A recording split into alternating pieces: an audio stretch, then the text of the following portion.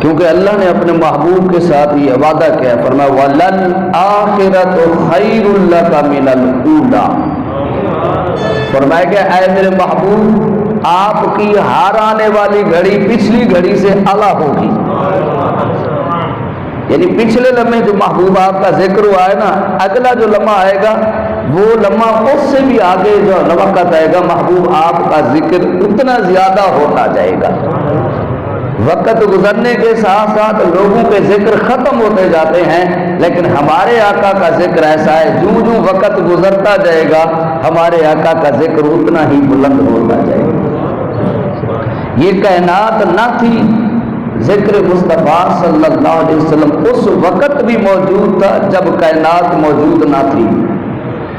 یہ حضور علیہ السلام کے ذکر پاک، یہ حضور کا مقام اور حضور کا شان، یہ حضور کا مرتبہ ہے۔ میرے آقا صلی اللہ علیہ وسلم کے اس کائنات پر تشریف لانے سے پہلے جو عرب کے جو یہودی اور عیسائی تھے، جب وہ کسی جنگ میں جاتے تھے دشمن سے لڑنے کے لیے، جب وہ میدان جنگ میں جاتے تھے تو جب میدان جنگ میں جا کر پھر اللہ تبارک و تعالیٰ سے دعا کرتے تھے، اور ان کی دعا کیا ہوتی تھی؟ وہ اللہ کی بارگاہ میں دعا کرتے تھے کہ مولا جو تو نے اپنے آخری نبی جناب احمد جناب محمد صلی اللہ علیہ وسلم، مولا جو تو نے اپنا آخری نبی بھیجنا ہے، اے مولا ہم تمہیں اس نبی کا واسطہ پیش کرتے ہیں، مولا ہمیں دشمنوں پر فتح عطا فرما۔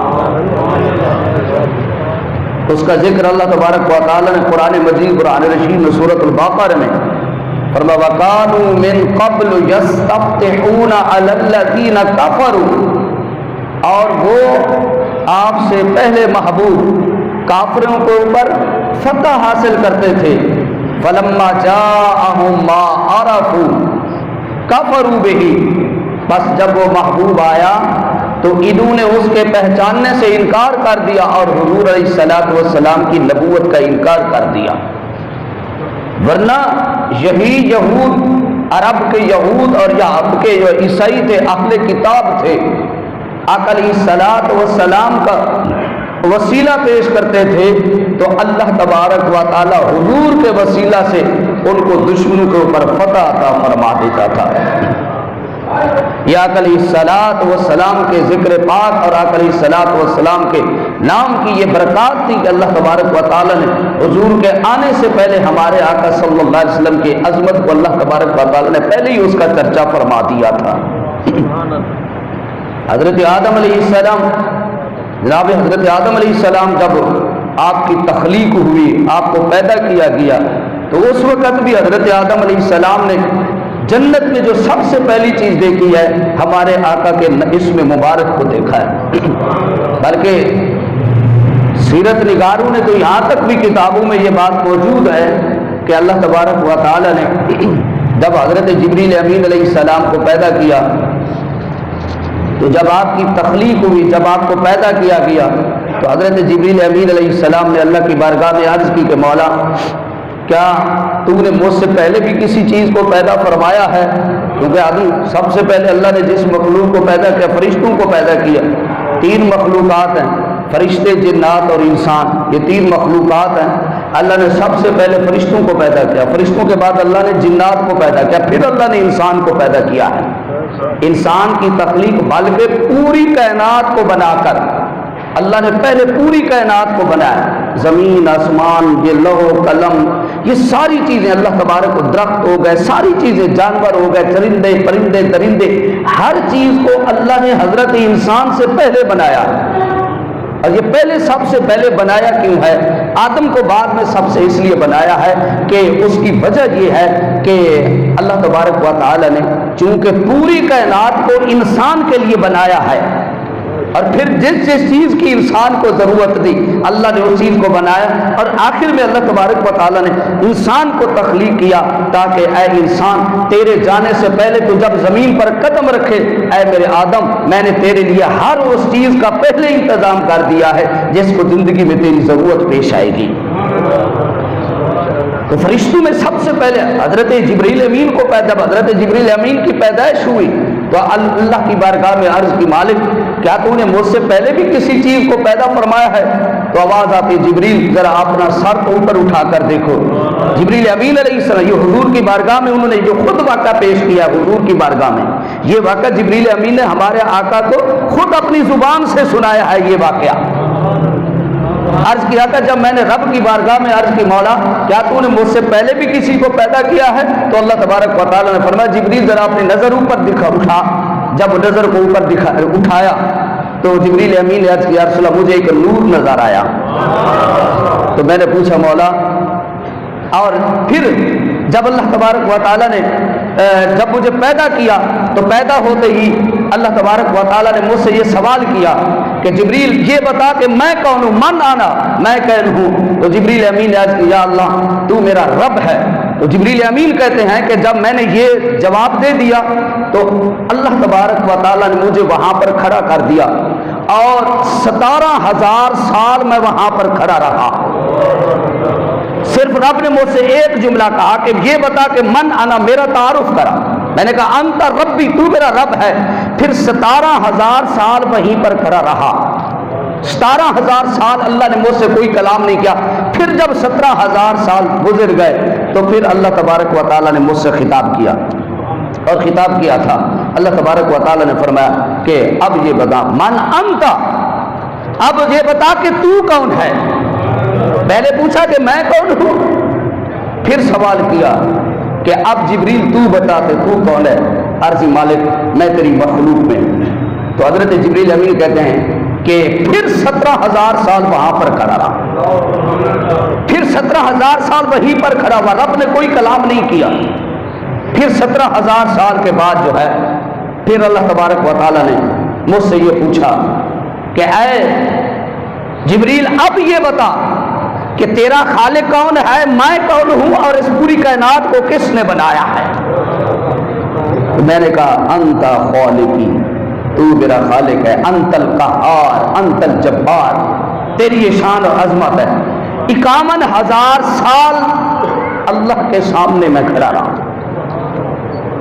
کہتے پھر جب اتنے عرصے کے بعد پھر میں نے اللہ تبارک و تعالیٰ سے سوال کیا مولا تو نے اتنے 1000 سال مجھے کھڑا کر کے رہا، اب مجھے یہ بتا کہ کیا تو نے مجھ سے پہلے کسی چیز کو پیدا کیا ہے؟ تو جبریل امین نے کہا، رب نے کہا اوپر دیکھو۔ تو کہتے ہیں جب میں نے اوپر دیکھا تو مجھے ایک نور نظر آیا، اور اس نور کے ارد گرد میں نے 4 نور کے ہالے جو وہ گھومتے ہوئے دیکھے۔ تو میں نے عرض کی کہ مولا مجھے ایک نور نظر آ رہا ہے۔ تو رب کائنات نے فرمایا آدم سن، یہ جو نور ہے یہ میرے مصطفیٰ کا نور ہے، یہ میرے مصطفیٰ کا نور ہے، اور اس نور سے ہی میں نے تجھے پیدا کیا ہے۔ تو جبریل امین نے کہا، میں نے پھر اللہ کی بارگاہ میں عرض کی مالک یہ جو درمیان میں ہے وہ تو تیرے محبوب کا نور ہو گیا، تو مولا اب یہ بتا جو اس کے ارد گرد جو 4 یہ نور کے حالے ہیں یہ کیا ہے؟ تو رب کائنات نے فرمایا جبریل جو اس کے دائیں طرف جو تجھے نور نظر آ رہا ہے وہ اس کے یار حضرت صدیق اکبر رضی اللہ عنہ کا نور مبارک ہے، اور جو تمہیں بائیں طرف نظر آ رہا ہے یہ اس کے دوست عمر فاروق کا نور نظر آ رہا ہے، اور جو آگے تمہیں نظر آ رہا ہے یہ اس کے دوست عثمان کا ہے، اور جو تجھے پیچھے نظر آ رہا ہے اس کے علی کے دوست کا یہ نور ہے۔ تو ابھی کائنات نہ بنی تھی، میرے محبوب کا ذکر اس وقت بھی تھا، حضور کا ذکر اس وقت بھی بلند ہو رہا تھا، میرے آقا صلی اللہ علیہ وسلم کے ذکر پاک کے چرچے اس وقت بھی تھے۔ بلکہ جب اللہ تبارک و تعالی نے جب عالم ارواح میں ابھی انسانوں کو بنایا نہ تھا، ابھی آدم زمین پر نہیں آئے تھے، ابھی آدم کی پیدائش بھی نہیں ہوئی تھی، ابھی آدم کی تخلیق بھی نہیں ہوئی تھی، ابھی آدم کی مٹی بھی نہیں تیار ہوئی تھی، ابھی آدم کا خمیر بھی نہیں تیار ہوا تھا، ابھی آدم کے لیے پانی بھی نہیں تیار ہوا تھا، اللہ تبارک و تعالی نے انبیاء کی جماعت کے سامنے ایک جلسہ کیا جس کا اس کا ذکر بھی اللہ نے قرآن پاک میں موجود ہے، سورۃ النساء میں اللہ تبارک و تعالی نے، اور تیسرے سپارے کا یہ آخری رکوع کا آغاز ہوتا ہے، وَإِذَا خَذَ اللَّهُ مِيثَاقَ النَّبِيِّينَ لَمَا آتَيْتُكُم مِّن كِتَابٍ وَحِكْمَةٍ ثُمَّ جَاءَكُمْ رَسُولٌ مُصَدِّقٌ لِّمَا مَعَكُمْ لَتُؤْمِنُنَّ بِهِ وَلَتَنصُرُنَّهُ قال اقررتم واخذتم على ذلكم اصری قالوا اقررنا قال فاشهدوا وانا معكم من الشاہدین۔ اللہ تبارک و تعالی نے آدم سے لے کر جناب محمد رسول اللہ صلی اللہ علیہ وسلم تمام انبیاء کی ارواح کو اکٹھا کیا، اور رب نے کہا وَإِذَا أَخَذَ اللَّهُ مِيثَاقَ النَّبِيِّينَ، میرے رب نے کہا میں اے محبوب اس وقت کو یاد کر۔ مولا کس وقت کو؟ رب کہتا ہے وَإِذَا أَخَذَ اللَّهُ مِيثَاقَ النَّبِيِّينَ، جب تیرے رب نے نبیوں سے میثاق لیا تھا، نبیوں سے وعدہ لیا تھا۔ مولا کس چیز کا؟ اللہ تبارک و تعالی نے آدم سے لے کر عیسیٰ تک اور ہمارے آقا جناب محمد رسول اللہ صلی اللہ علیہ وسلم تمام نبیوں کی روح کو اکٹھا کیا، اور رب نے کیا کہا؟ رب نے فرمایا لما آتیتکم من کتاب، اے میرے نبیوں میں تمہیں کتاب بھی دوں گا، وہ حکمہ تمہیں حکمت بھی دوں گا، تمہیں شریعت بھی دوں گا، تمہیں طریقت بھی دوں گا، تمہیں کتاب بھی دوں گا، تمہیں امت بھی ملے گی، تمہیں رسالت بھی ملے گی، یہ ساری چیزیں تمہیں ملیں گی۔ مولا ملے گی، پھر ہمارے لیے حکم کیا ہے؟ اب اللہ تبارک و تعالیٰ نے فرمایا ثم جاءکم رسول، کہہ دے سبحان اللہ، ثم جاءکم رسول، پھر تمہارے پاس جب وہ رسول آ جائے۔ مولا رسول تو 313 ہیں، 1,24,000 کم و بیش انبیاء، اس میں 313 رسول ہیں۔ رب کہتا ثم جاءکم رسول، وحد کی بات کی ہے، وحد کی بات کی ہے، جب میرا رسول آ جائے۔ مولا رسول تو نوح بھی ہے، ابراہیم بھی ہے، اسماعیل بھی ہے، اسحاق بھی ہے، یعقوب بھی ہے، کلیم بھی ہے، داؤد بھی ہے، سلیمان بھی ہے، عیسیٰ بھی ہے، تیرے 313 رسول ہیں۔ مولا تو کس رسول کی بات کرتا ہے؟ ثم جاءکم رسول، رب نے سارے نبیوں کو کہا کہ جب تمہارے درمیان میرا وہ رسول آ جائے، ثم جاءکم رسول مصدق لما معکم، جو تمہاری تصدیق کرے گا، جو کیا کرے گا؟ اور آپ کو پتا ہے جو تصدیق کرنے والا تھا وہ بعد میں آتا ہے۔ سارے نبی مصدق ہیں، سارے میرے آقا صلی اللہ علیہ وسلم مصدق کل ما معکم، اور یہ جملہ ذہن میں رکھ لینا، نبی وہ ہے جس کو میرے آقا نبی کہیں۔ کوئی گھر بیٹھے نبی نہیں بن جاتا، رب میں بیٹھ کر کوئی نبوت کا اعلان کر دے، کوئی کہیں پر بیٹھ کر نبوت کا اعلان کر دے، نا نبی وہ بنے گا جس پر میرے مصطفیٰ مہر لگائیں گے، کیونکہ نبیوں کی تصدیق کرنے والے کون ہیں؟ میرے مصطفیٰ ہیں۔ اے سبحان اللہ، نبی وہ ہوگا جس کو میرا نبی رسول کہے گا، رسول وہ ہوگا جس کو میرا مصطفیٰ مہر لگا دے گا۔ کوئی گھر بیٹھے رسول نہیں ہو سکتا، رسول بنے گا جس کو آمنہ کا لال کہے گا یہ رسول ہے۔ اب اللہ تبارک و تعالی نے کہا ثم جاءکم رسول مصدق لما معکم۔ اچھا مولا جب وہ رسول آ جائے مولا کرنا کیا ہے؟ فرمایا پھر اس طرح کرنا لتؤمنن بہ، کہہ دے سبحان اللہ، لتؤمنن بہ، فرمایا کہ جب وہ رسول آ جائے تو تم نے اس پر ایمان لے آنا ہے، وَلَتَنْصُرُنَّ، اس پر ایمان بھی لانا ہے اور اس کی مدد بھی کرنی ہے۔ اب حضور والا یہاں پر روک کر ایک جملہ عرض کروں گا، اللہ تبارک و تعالیٰ تو یہ جانتا تھا کہ یہ نبی سب سے بعد آئے گا، رب کو تو پتا تھا نا یہ نبی سب سے آخر پہ آنے، پھر کیوں کہا لَتُؤْمِنُنَّ بِهِ، اگر تمہارے دور نبوت میں اگر میرا وہ رسول آ جائے تو تم نے اپنی نبوت کو چھوڑ دینا، میرے مصطفیٰ کا کلمہ پڑھ لینا ہے۔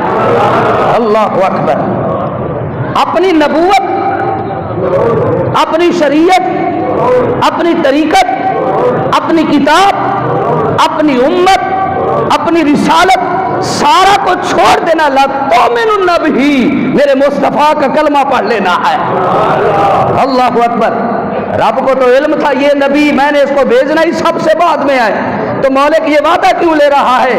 اس لیے علماء فرماتے ہیں رب نے وعدہ اس لیے لیا تاکہ نبیوں کو یہ پتہ چل جائے کہ ہمیں جو بھی عزت مل رہی ہے، جو بھی مقام مل رہا ہے، نبوت مل رہی ہے، شریعت مل رہی ہے، طریقت مل رہی ہے، کتاب مل رہی ہے، امت مل رہی ہے، جو کچھ بھی مل رہا ہے یہ محمد کے صدقے مل رہا ہے۔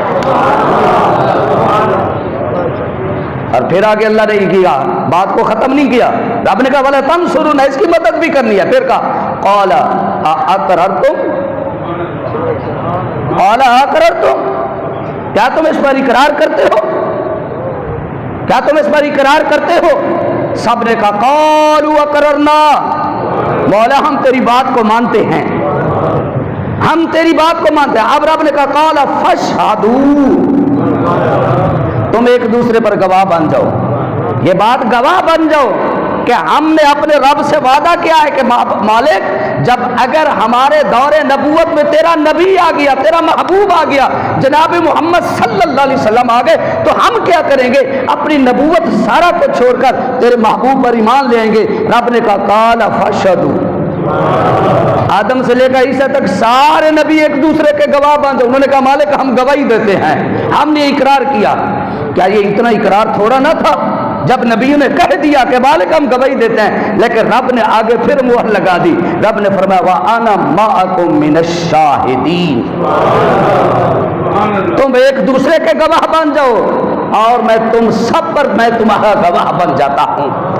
اس لیے اصل میں نبیوں سے یہ اقرار لینے کا مقصد یہ تھا کہ اے میرے رسولو، جب تم دنیا میں جاؤ گے، اعلان نبوت کرو گے، اعلان رسالت کرو گے، نبوت اپنی کا اعلان کرو گے، پر چرچے میرے مصطفیٰ کے کرو گے، ذکر میرے مصطفیٰ کا کرو گے۔